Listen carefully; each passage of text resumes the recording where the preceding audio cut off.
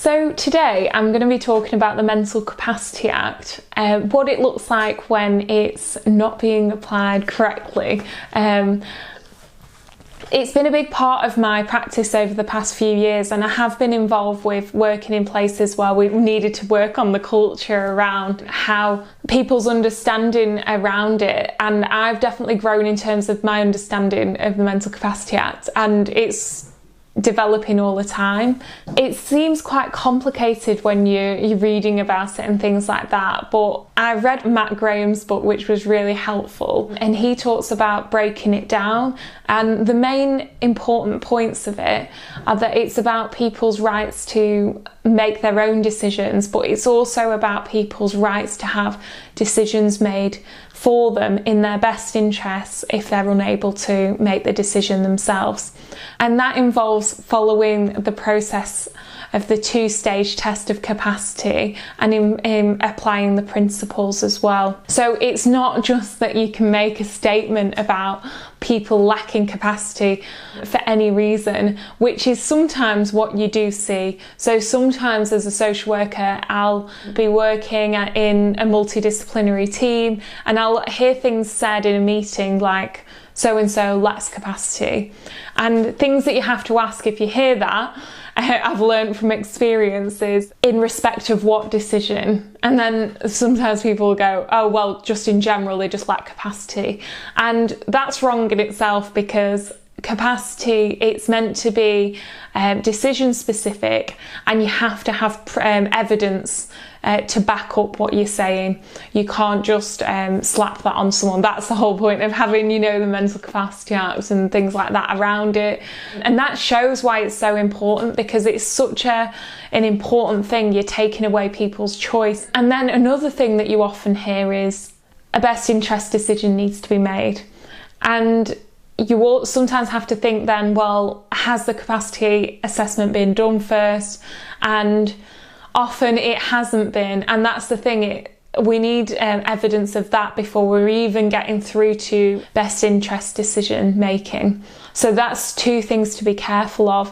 And I always think about why the Mental Capacity Act was even brought in the first place. I think people often think it's a negative thing, like it's a challenging part of practice, like you have to know a lot about it and things, and it can trip you up and like associate going to court and things with it. And also people think it's about taking people's rights to make decisions away, and it can be seen as a negative thing.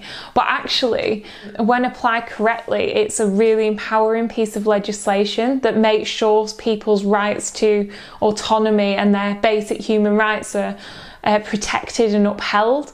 So in terms of people having the right to have decisions made for them in the best interests, that's a really important thing, because often when I have been making best interest decisions for people, it's been that people have really needed that to happen, and they'd be in a mess otherwise. So like the other day I was dealing with a situation, and the lady was in a really bad state of self-neglect. She had no idea what was going on. She absolutely needed to go to hospital, but she wouldn't have been able to process that in her own mind. There was lots of things to consider in making that decision, and things to balance in terms of, was that the right place for her and things like that. And a decision had to be made really quickly.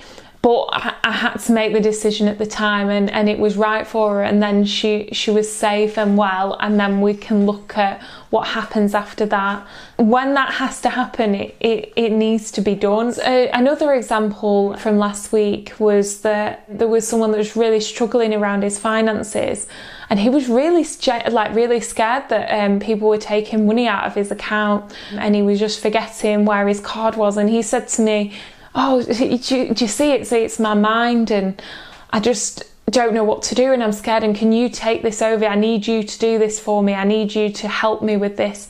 And it was just so clear, like, that he needed the help, and he couldn't understand what was happening with his finances. He couldn't understand that people had been exploiting him, and that he knew that he needed the help. And it's a way of giving people the support that they need. But then the Mental Capacity Act is also important in terms of making sure that the care that's being given to people isn't overly restrictive or paternalistic. And sometimes it's been said that what we're doing is actually abusive, in terms of we think we're doing the right thing by protecting people and trying to keep them safe, but that can have negative implications to people, and it can actually ruin people's lives if it's not managed effectively and it's not looked at holistically.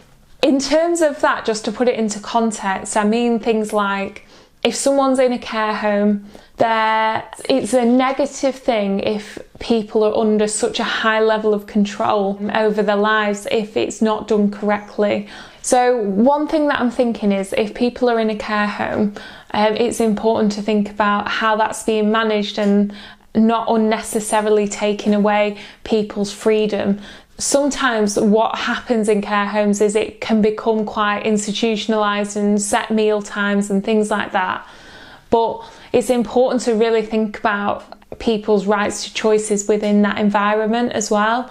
For example, if a person wants to go out and then they're stopped from doing so, there needs to be a good reason why they're being stopped, and there needs to be a framework around it. So we might be saying that we're doing something for the person's safety, but that in itself can ignore the complexity around the issue. We also need to be looking at the emotional side, and part of doing a thorough mental capacity and best interest decision, looking at the whole situation. So what's important for their emotional well-being as well as their physical well-being and safety. Whereas sometimes people can only focus on what's right in terms of their safety, which ignores a lot of things that need to be considered. We need to be careful not to make assumptions about people. The Mental Capacity Act makes this clear, not to make assumptions that people lack capacity before assessments have been done. So that means things like just making an assumption that because someone has dementia, they're going to lack capacity, or if someone has a learning disability, they're going to be unable to make decisions about their relationship, for example, and how to have a safe relationship or how to have a meaningful relationship. And it's really negative, those stereotypes around people, and a big part of the Mental Capacity Act is stopping those judgments happening, which can have a massive negative impact on people's lives. Another thing that I hear often is, well, they lack capacity, so we need to make a best interest decision, and it's just sort of thrown out there. And a part of making a best interest decision is really, really thinking about what the person wants. So just because someone lacks capacity doesn't mean that they might not still state a view on what's important to them.